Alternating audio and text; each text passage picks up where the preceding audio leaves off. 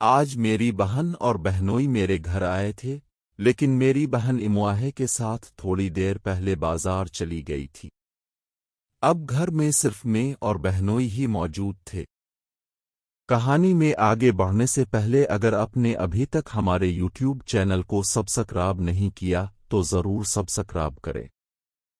ہم دونوں کھانے کی تیاری میں مصروف تھے۔ تھوڑی ہی دیر گزری تھی کہ مجھے اچانک محسوس ہوا جیسے کوئی پیچھے آ کھڑا ہوا ہو۔ جب میں نے پلٹ کر دیکھا تو چند لمحوں کے لیے دل کی دھڑکن رک گئی۔ وہاں میرا بہنوئی کھڑا تھا، جو بڑی عجیب و غریب نظروں سے میری طرف دیکھ رہا تھا۔ اس کی آنکھوں میں ایک عجیب سی چمک تھی۔ وہ سر سے پاؤں تک مجھے گھور رہا تھا۔ یوں لگ رہا تھا جیسے وہ مجھے اپنی نظروں میں قید کر لے گا۔ اس کی حالت دیکھ کر مجھے شدید طور پر کچھ غلط ہونے کا احساس ہونے لگا، مگر میں نے خود پر قابو پایا اور آہستگی سے پوچھا، آپ کو کسی چیز کی ضرورت ہے؟ میری بات سن کر اس نے دوبارہ میرے جسم کی طرف دیکھا۔ اس کی نظریں میرے جسم پر جم گئی تھیں۔ میں نے دوپٹہ ڈھونڈنے کی کوشش کی تاکہ خود کو ڈھانپ سکوں، مگر ناکام رہی کیونکہ میں نے دوپٹہ پہنا ہی نہیں تھا۔ اس کی نظریں میرے جسم پر بغیر جھجک کے جمی ہوئی تھیں، اور دوسری طرف میری حالت بھی بگڑتی جا رہی تھی۔ مجھے سمجھ نہیں آ رہا تھا کہ اسے یکدم کیا ہو گیا ہے۔ کل تک تو وہ مجھ سے بہت شائستگی سے پیش آتا تھا، میرا خیال رکھتا تھا، چھوٹی چھوٹی باتیں سمجھاتا تھا، لیکن آج سب کچھ بدل چکا تھا۔ وہ میرے انتہائی قریب آ کر کھڑا ہو گیا اور پوچھنے لگا، تمہاری بہن اور امواہے کو آنے میں کتنی دیر لگے گی؟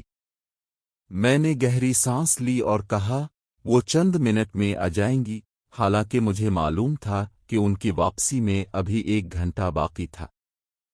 اس کے انداز اور باتوں سے مجھے صاف اندازہ ہو چکا تھا کہ وہ مجھ سے کیا چاہتا ہے، مگر میں ایسی کسی چیز کی متحمل نہیں ہو سکتی تھی۔ مجھے ایسے گناہوں سے سخت ڈر لگتا تھا اور اپنی بہن کے حق میں خیانت کا تصور بھی نہیں کر سکتی تھی، لیکن مجھے معلوم نہیں تھا کہ وہ میری سوچ سے بھی زیادہ چالاک اور درندہ صفت انسان ہے۔ وہ آہستہ آہستہ میری طرف بڑھتا جا رہا تھا، اور جتنا قریب آ رہا تھا، میری طبیعت اتنی ہی خراب ہو رہی تھی۔ میں نے اپنا ہاتھ اس کے سینے پر رکھ کر اسے پیچھے کیا۔ میری اس حرکت پر اس کے چہرے پر ایک عجیب سی مسکراہٹ پھیل گئی۔ اس سے پہلے کہ وہ کچھ اور کہتا، میں نے بہانہ کیا کہ کھانا بن چکا ہے، مجھے گرمی لگ رہی ہے، میں تازہ ہونے کے لیے اپنے کمرے میں جا رہی ہوں۔ میری بات سن کر اس نے فوراً اس بات میں سر ہلایا، لیکن اس کے چہرے کی مسکراہٹ ختم نہ ہوئی۔ میں نے جیسے ہی کمرے کی طرف قدم بڑھایا، مجھے اپنی پیٹھ پر اس کی نظریں جھلساتی ہوئی محسوس ہوئیں۔ ابھی میں کمرے کے اندر داخل ہی ہونے والی تھی کہ اچانک نوکرانی کی آواز سنائی دی۔ اس کی آواز سن کر مجھے ایک خوشگوار حیرت ہوئی۔ وہ پچھلے 1 ہفتے سے چھٹی پر گاؤں گئی ہوئی تھی، اور اس کی غیر موجودگی میں گھر کے تمام کام میں ہی سنبھال رہی تھی۔ اسے دیکھ کر مجھے بڑی خوشی ہوئی۔ ایک وجہ یہ بھی تھی کہ اب مجھے لگ رہا تھا کہ میں محفوظ ہوں۔ میں نے اسے دیکھتے ہی گلے لگا لیا۔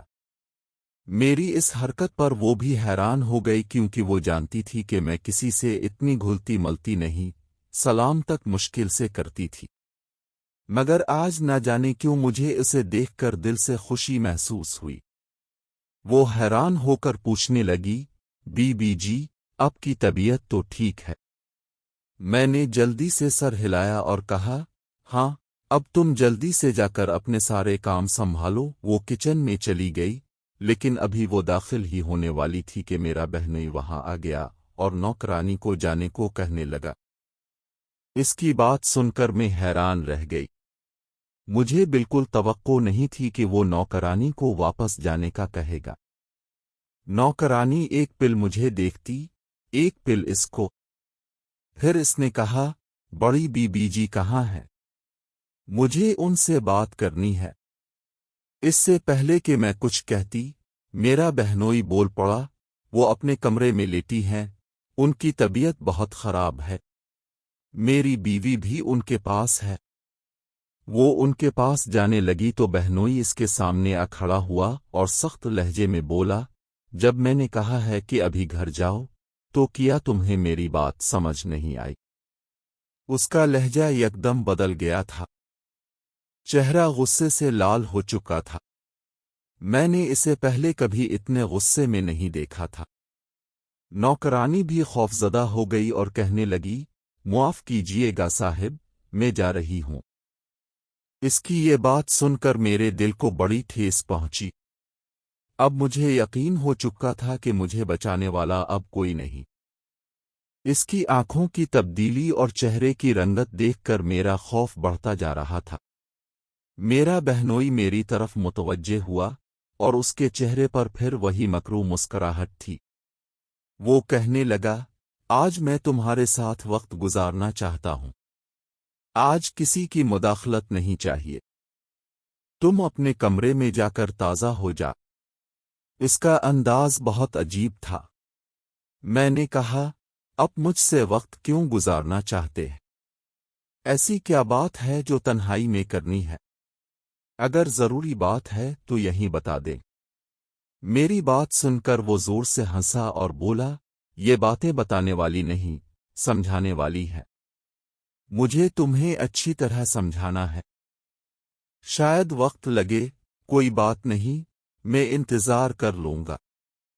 میں نے فیصلہ کیا کہ میں 1 گھنٹے تک باہر نہیں نکلوں گی، کیونکہ مجھے معلوم تھا کہ 1 گھنٹے بعد اماں اور امواں واپس آ جائیں گی۔